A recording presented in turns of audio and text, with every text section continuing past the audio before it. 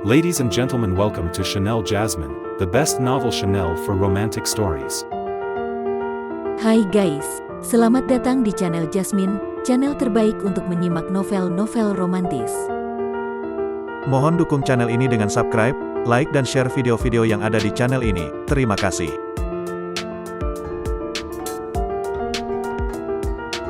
Perintah Kaisar Naga bab 4412, 4413, 4414.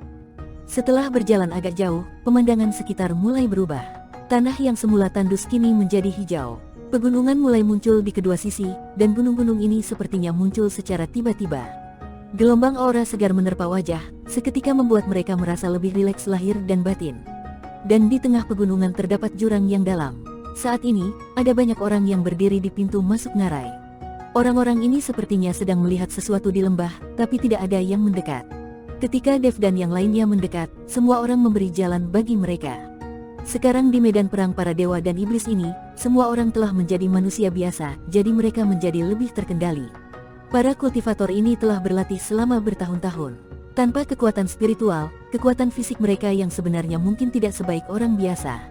Setelah semua orang berjalan, mereka melihat ada 3 patung batu di tengah lembah. Patung batu itu tidak besar, hanya seukuran manusia biasa tidak bergerak, tidak tahu apakah dia hidup atau mati. Ketiga patung batu ini terlihat sangat biasa saja, namun memiliki wajah yang garang dan ekspresi yang berbeda-beda sehingga membuat orang merasa menyeramkan. Apa yang terjadi? Lin Keting memandang orang-orang di samping dan bertanya. Dan seketika seorang lelaki tua berkata, ada yang aneh dengan ketiga patung batu ini. Jika didekati maka akan gelisah, akan muncul halusinasi, dan akhirnya pingsan. Setelah mendengarkan perkataan lelaki tua itu, Dev dan lainnya menyadari bahwa orang-orang di sekitar patung batu itu telah pingsan. Apakah kamu melihat ada yang salah? Lin Keting melihat Dev dan bertanya. Karena Dev mengetahui teknik formasi, mungkin ketiga patung batu ini, seperti batu besar tadi, juga memiliki formasi ilusi dan sejenisnya. Tapi Dev menggelengkan kepalanya dan berkata, aku tidak melihatnya, tapi aku yakin tidak ada formasi di sekitar ketiga patung batu ini. Aku tidak tahu apakah ada hal lain. Tapi sekarang kita semua adalah orang biasa. Biarpun ketiga patung batu ini bisa membuat orang pingsan, mereka mungkin tidak terlalu kuat. Ini hanya analisis Dev. Dia sendiri belum tahu secara spesifik seperti apa. Sekarang tidak ada cara menggunakan kesadaran spiritual untuk mendeteksi, dia juga tidak dapat menggunakan mata Tianming. Satu-satunya cara adalah mendekat dan melihat apa yang terjadi. Setelah mendengar apa yang Dev katakan, Lin Keting berjalan menuju 3 patung batu itu. Nona Lin, hati-hati, atau aku akan pergi. Dev melihat Lin Keting sedang mendekati 3 patung batu itu, dia mengingatkannya. Jangan khawatir, kamu lupa bahwa aku punya metode rahasia untuk melindungi diriku sendiri. Lin Keting melambaikan tangannya ke arah Dev, lalu berjalan mendekat. Semua orang memandang Lin Keting, dan Penatua Buta Kanan melangkah maju dan berdiri di depan Lin Keting. Nona, kamu tidak bisa mengambil risiko. Jika ada yang tidak beres, kami tidak punya cara untuk menjelaskannya. Biarkan aku mencoba melihat apa yang istimewa dari ketiga patung itu. Penatua Buta Kanan, meskipun kamu memiliki niat pedang di sisimu sekarang, kamu tetaplah orang biasa, dan kamu tidak memiliki cara untuk menahan serangan spiritual semacam itu. Aku memiliki metode perlindungan rahasia di tanganku, semuanya akan baik-baik saja. Lin Keting memanggil Penatua Buta Kanan dan terus berjalan. Segera, Lin Keting tiba di depan ketiga patung itu, tetapi begitu dia berjalan di depan mereka, Lin Keting tiba-tiba merasa pusing, dan ruang di depannya mulai terdistorsi. Segera setelah itu, ilusi yang tak terhitung jumlahnya melewati pikiran Lin Keting, berdampak pada lautan kesadaran Lin Keting. Tiba-tiba, Lin Keting merasakan bayangan gelap, menutupi wajahnya, lalu memeluknya. Nona Lin, apakah kamu baik-baik saja? Suara Dev terdengar. Ketika Lin Keting melihat Dev, dia menjadi linglung. Merasakan suhu dada Dev dan tatapan mata yang penuh kasih sayang, Lin Keting merasa dia akan jatuh. Dia tidak mengerti bagaimana Dev bisa begitu peduli padanya setelah dia baru saja bertemu Dev. Aku baik-baik saja. Lin Keting memandang Dev dan tersenyum tipis. Dev mengikuti Lin Keting dan saling memandang, perlahan mendekat. Detak jantung Lin Keting mulai bertambah cepat. Dia tahu apa yang akan dilakukan Dev, dia seperti akan menciumnya. Lin Keting ingin menghindar, tetapi ternyata dia tidak bisa bergerak sama sekali, dan tubuhnya tidak memiliki kekuatan sama sekali. Pada akhirnya, Lin Keting hanya bisa memejamkan mata dan menunggu ciuman Dev. Saat ini, Lin Keting sebenarnya sangat menantikannya. Niung, tiba-tiba, cahaya keemasan muncul dari telapak tangan Lin Keting, dan seiring dengan dengungan di lautan kesadaran, Lin Keting juga sadar kembali. Dia menemukan bahwa Dev tidak memeluknya sama sekali, apalagi menciumnya. Itu hanya ilusi. Saat ini, Dev masih melihatnya dari kejauhan. Lin Keting tidak mengerti bagaimana dia bisa memiliki ilusi seperti itu. Untungnya, orang lain tidak mengetahuinya, kalau tidak dia akan malu setengah mati. Sial, aku hampir mempermalukan diriku sendiri. Lin Keting menatap ketiga patung itu dengan marah, lalu menamparkan salah satunya dengan telapak tangannya. Bang! Lin Keting menamparnya, tapi patung itu tidak bergerak sama sekali. Lin Keting kemudian teringat bahwa dia tidak memiliki kekuatan spiritual sama sekali, dan dia tidak memiliki kekuatan niat pedang. Dia hanya bisa menghilangkan ilusi dengan mengandalkan tanda di telapak tangannya. Namun, semua orang sangat terkejut saat melihat Lin Keting tidak pingsan dan dijatuhkan oleh ilusi, namun tidak ada yang berani mendekat. Nona, biarkan aku datang.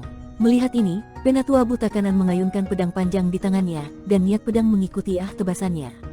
Duar, pedang itu menghantam patung batu itu dengan sangat keras hingga langsung hancur. Setelah patung batu tersebut roboh, terdapat belati yang disembunyikan di dalam patung batu tersebut. Belati tersebut tampak berwarna merah darah, bahkan tercium bau darah yang tercium dari belati tersebut. Apa ini? Lin Keting mengulurkan tangan untuk mengambil belati itu, tetapi dihentikan oleh Dev dengan langkah cepat. Nona Lin, jangan sentuh benda ini. Belati ini mengandung terlalu banyak energi iblis. Tubuhmu saat ini tidak dapat menahannya sama sekali. Saat belati itu muncul, Dev menyadari aura iblis di sana. Jika kekuatan semua orang tidak ditekan, energi jahat iblis pada belati mungkin tidak menimbulkan bahaya apapun. Tetapi sekarang orang biasa tidak dapat menahan bahkan sejumlah kecil energi iblis memasuki tubuh mereka. Lin Keting memandang Dev, lalu meraih tangannya kembali. Sekarang dia percaya pada Dev. Belati iblis, ini adalah senjata ilahi dari surga. Seorang pria parubaya berjubah hitam tiba-tiba berteriak kegirangan pada saat ini, dan kemudian bergegas dengan putus asa, mencoba mengambil belati di tangannya. Melihat ini, Penatua Buta Kanan mengulurkan pedang panjangnya dan langsung menghentikan pria parubaya berjubah hitam itu. Dia berkata dengan dingin, sial, ini adalah sesuatu yang ditemukan oleh nona kami. Beraninya kamu menyentuhnya. Pria parubaya berjubah hitam tertegun, lalu mundur 2 langkah. Baru saja, Penatua Buta Kanan menebas patung batu itu dengan pedangnya, dan mereka semua melihatnya dengan mata kepala sendiri. Di tempat di mana kekuatan spiritual dilarang, Penatua Buta Kanan masih memiliki kekuatan seperti ini, jadi tentu saja dia takut. Meskipun kamu memecahkan patung batu ini, kami menemukannya terlebih dahulu. Jika kamu mengatakan benda ini milikmu, kami tidak akan menerimanya. Kata lelaki tua yang baru saja berbicara. Dia berjuang keras dan mundur. Sekarang ada senjata ajaib di dalam patung batu, tetapi mereka tidak bisa mendapatkannya. Itu dia, patung batu yang kita temukan pertama kali. Buka formasi masuknya. Kami membayar batu spiritual untuk masuk. Tidak bisakah semua yang ada di sini menjadi milikmu? Paling buruk, kita bisa menghabiskan batu spiritual untuk membelinya, kan? Semua orang sedikit tidak puas dan mulai berteriak. Jika semua harta karun yang ditemukan di sepanjang jalan dimiliki oleh Lin Keting, bukankah harta itu akan masuk secara cuma-cuma? Sekarang kekuatan setiap orang terbatas, tetapi kekuatan pedang dari Penatua Buta Kanan tidak dibatasi. Dalam hal ini, tidak ada yang bisa menjadi lawan dari Penatua Buta Kanan, dan mereka hanya dapat berfungsi sebagai pelapis dengan sia-sia. Diam semuanya. Jika kalian ingin mendapatkan harta karun itu, tanyakan dulu tentang pedang di tanganku. Penatua Buta Kanan mengayunkan pedangnya, dan semua orang langsung menutup mulut. Meskipun semua orang tidak berani berbicara karena tekanan, mata mereka menunjukkan ketidakpuasan. Penatua Buta Kanan, kenapa kamu menjadi begitu ceroboh dalam melakukan sesuatu? Lin Keting memelototi Penatua Buta Kanan, yang hanya bisa mundur. Semuanya, kalian benar. Benda ini bukan milikku, dan aku tidak bisa menindas yang lemah. Menurutku, jika ada yang menginginkan belati ini, mereka bisa menukarnya dengan batu spiritual.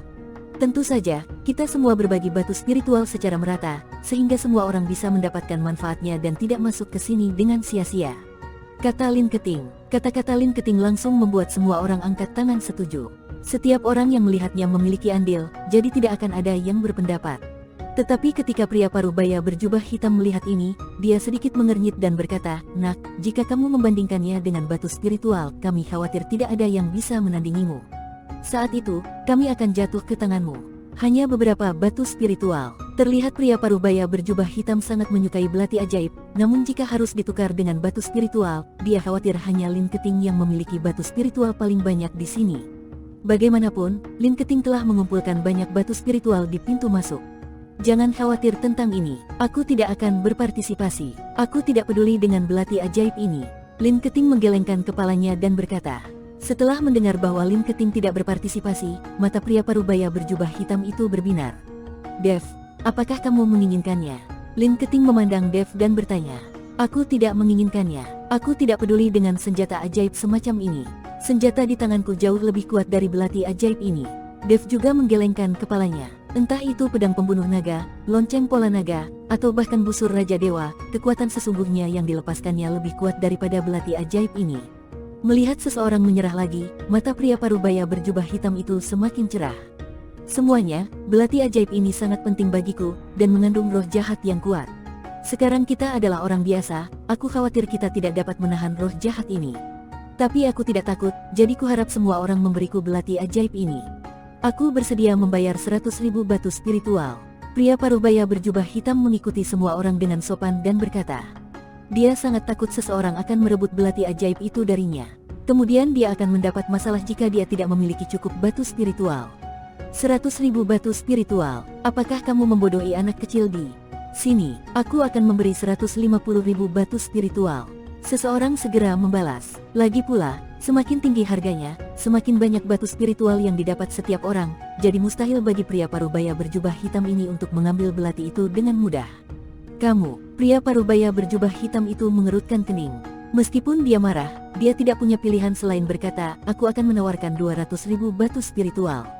Saya harap kamu, 300.000 batu spiritual. Orang tua yang pertama berbicara. 350.000, 400.000, 500.000. Sebelum pria parubaya berjubah hitam bisa mengatakan apapun, yang lain mulai berteriak tentang kenaikan harga. Pria parubaya berjubah hitam itu sangat marah hingga ekspresinya membeku. Banyak orang di sini yang jelas-jelas hanya bermain-main. Mereka tidak terlalu menginginkan belati ajaib itu, hanya untuk menaikkan harga. 1 juta. Pria parubaya berjubah hitam tahu bahwa jika situasinya terus berlanjut, harganya akan naik tanpa henti, jadi dia mengertakkan gigi dan meneriakkan harga 1 juta batu spiritual yang sangat tinggi. Benar saja, semua orang terkejut ketika dia meneriakkan 1 juta. Mereka semua memandang pria parubaya berjubah hitam dan melihat bahwa tidak ada yang menaikkan harga. Melihat tidak ada yang membaik, pria parubaya dengan layar hitam akhirnya menghela nafas lega. Lin Keting melihatnya sekilas, jika tidak ada yang menaikkan harga, maka belati ajaib ini milik rekan Tao ini. Bersambung.